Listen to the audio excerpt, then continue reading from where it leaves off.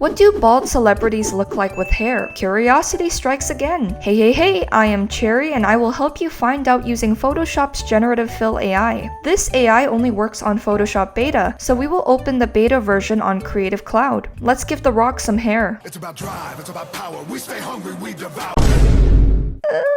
Let's try again. I don't know if this hairstyle is getting better or worse. What would Howie Mandel look like with hair? Here's the outcome. Deal or no deal. How about Terry Crews? Vin Diesel? Let's try giving Dom Toretto some hair.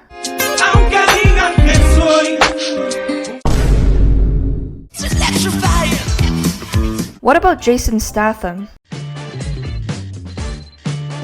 How about Samuel Jackson? Let's give Nick Fury a new hairdo. Although, I don't think he really had a hairdo in the first place. Those bad guys still in there somewhere. Oh no.